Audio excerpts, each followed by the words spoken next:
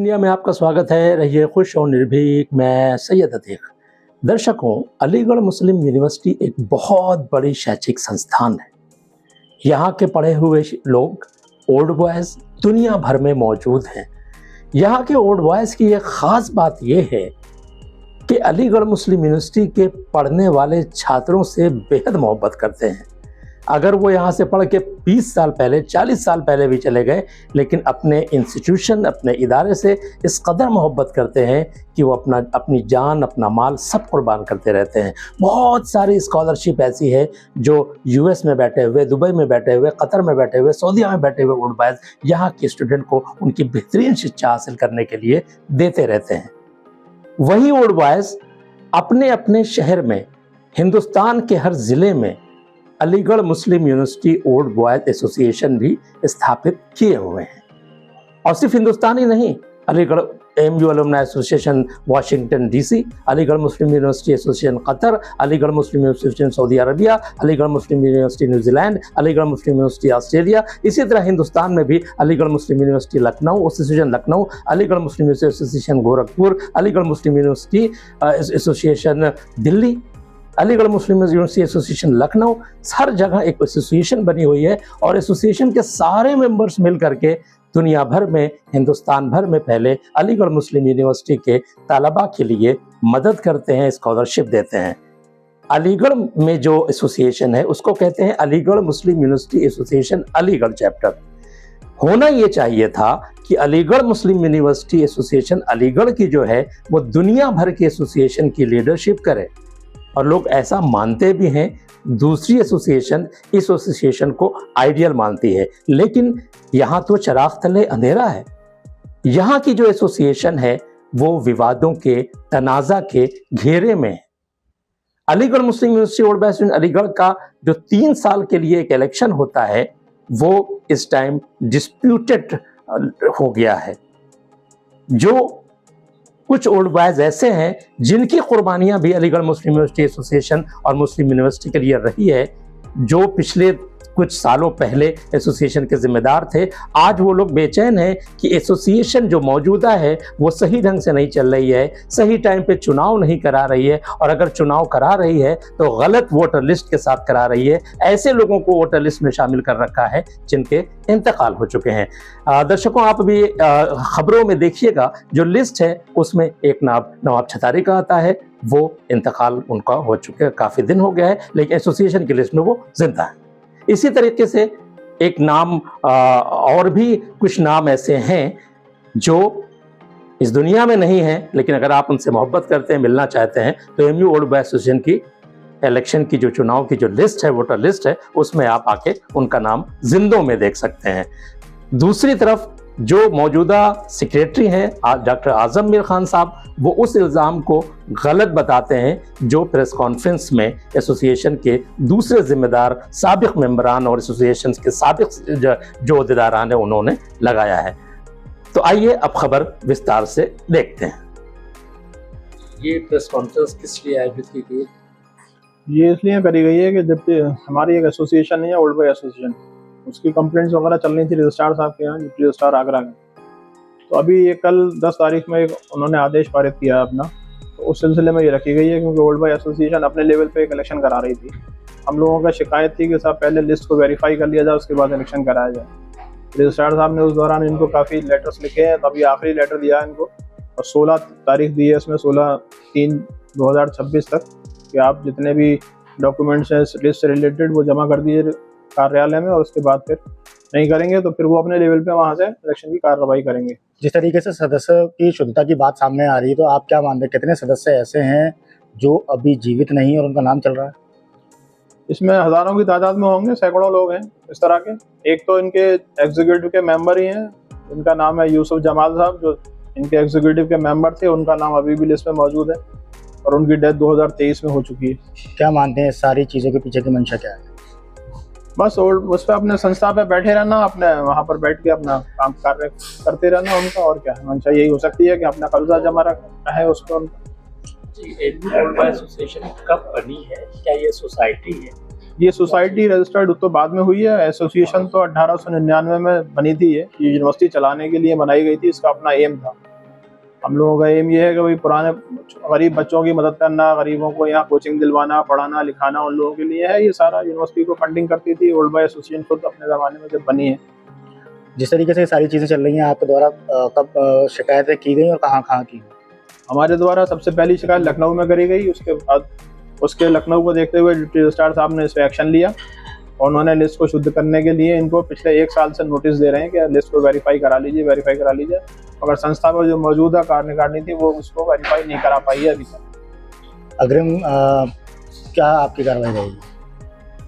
हमारा तो यही कहना है कि इसको ये अपनी लिस्ट को वेरीफाई कराने के लिए करें, वरना हम तो रजिस्ट्रार साहब से रिक्वेस्ट कर रहे हैं कि आपके पास जो कार्यालय में मौजूद लिस्ट है उनके पास पुरानी, उसके बिना पे इलेक्शन की प्रक्रिया करा दें। क्या आप मानते हैं कहीं ना कहीं एक बड़ा फ्रॉड है? हाँ बिल्कुल है, फ्रॉड है ये।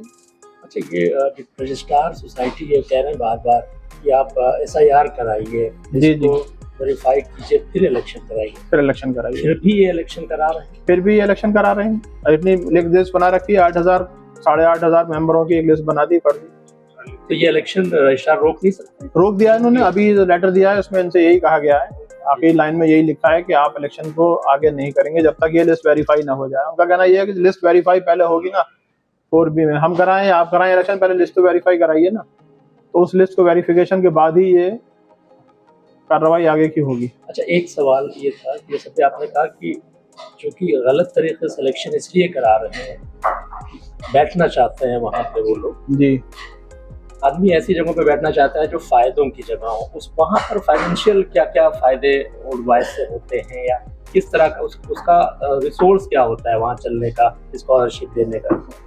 अब रिसोर्स तो ये होता है कि जो पुराने ओल्ड बॉयज हैं वो कुछ फंड्स देते हैं वहाँ बच्चों के लिए कि भाई इसकी स्कॉलरशिप दे दीजिएगा, ये कर दीजिएगा, तो सब लोग मिलजुल के वहाँ देते हैं, डोनेशन आता है। अपनी इनकम भी ओल्ड बॉयज की कुछ है जो अपनी तो इनकम कुछ है, थोड़े से कमरे वगैरह बना रखे हैं हम लोगों ने अपने ओल्ड बॉयज के लिए बनाए हुए, तो उससे इनकम जनरेट होती है थोड़ा, तो उसके लिए कुछ हो अपने जहन में उनके अभी क्या फ़ायदा क्या नहीं है, ये तो जो लोग बैठे हैं वहाँ वो जानते हैं।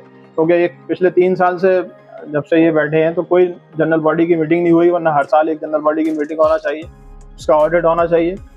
कोई ऑडिट की रिपोर्ट जमा नहीं करी, 3 साल से कुछ नहीं किया। अच्छा, हमारे नॉलेज में ये कि ये इलेक्शन जो होते हैं वो तमाम जो दुनिया के इलेक्शन उससे अलग होते हैं, घर बैठ के ही मोहर लग जाती है, वोट पड़ जाते हैं।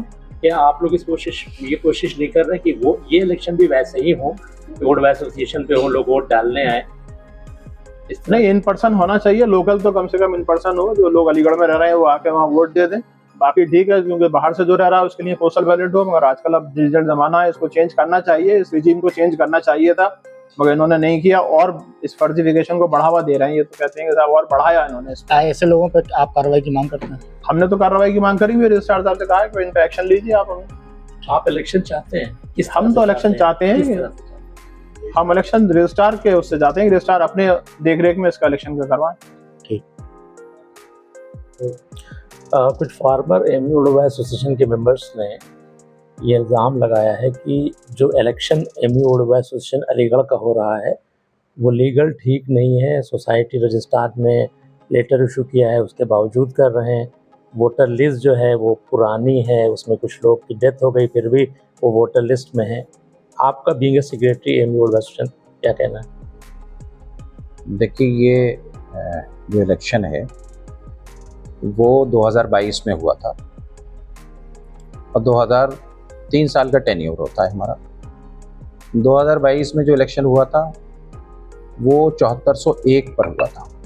वोटर लिस्ट उस टाइम 7401 थी और प्लस उसमें 1421 पूरे 3 साल में मेंबर्स बढ़ाए गए हैं। वो मेंबर्स सेंट्रल एग्जीक्यूटिव कमेटी ने जो लोग भी यहाँ पर आए, जिन्होंने फॉर्म भरा, जिन्होंने फीस जमा करी, उनको अप्रूवल देकर उन्हें ऐड किया गया। ये इलेक्शन अब 8,888 पर हो रहा है। जहाँ तक मेरे ओल्ड बॉयज या एक्स मेंबर्स जो एग्जीक्यूटिव के हैं या कोई सेक्रेटरी हैं या जॉइंट सेक्रेटरी हैं, वो जो बात कहते हैं, इलेक्शन पूरी तरीके से रूल्स के हिसाब से हो रहा है, बाई लॉज के हिसाब से हो रहा है और इलेक्शन प्रोसेस में हम 3 साल से पहले चले गए। जहां तक जॉइंट हमारे ऑफिसर्स की बात है जो Agra deputy registrar society chit end fund हैं कि उन्होंने कहा कि ये इलेक्शन को रोक दिया जाए। उनका हमारे पास जो भी आदेश आया है उससे पहले ये हाई कोर्ट में पेंडिंग है। हाई कोर्ट में 3 लोग जो हैं पार्टी हैं, ओल्ड बॉय एसोसिएशन, इंडिविजुअल हैसियत में आजम मीर, वहाँ पर मेरे एक काबिल दोस्त जो हैं असलम साहब पार्टी हैं, उसमें अभी अभी एक नए हमारे मेंबर्स पार्टी बन गए हैं, जो ये 3 रिट जो हैं क्लब करा दी गई हैं और वहाँ पर ये पेंडिंग है। तो जब इसी सिलसिले में हाई कोर्ट से कोई आदेश नहीं है इलेक्शन को रोकने का, जो इन्होंने वहां रिलीफ मांगा है, अपोजिशन ने ये रिलीफ मांगा है कि इलेक्शन को रोक दिया जाए और ये इलेक्शन गलत है। अभी तक की किसी भी अदालत ने, माननीय उच्च न्यायालय ने हमें रोका नहीं है कि इलेक्शन रोक दिया जाए। उसमें डेट पड़ती है, उसमें बहस होती है, नेक्स्ट डेट देखिए आने वाली होगी। जब तक वो डेट है, जब तक हाई कोर्ट में पेंडिंग है, तो मेरा कुछ और कहना मुनासिब नहीं है, क्योंकि हाई कोर्ट जो डिसीजन लेगी हमारे लिए उच्चतम न्यायालय का आदेश अंतिम आदेश होगा, हम उसको मानेंगे।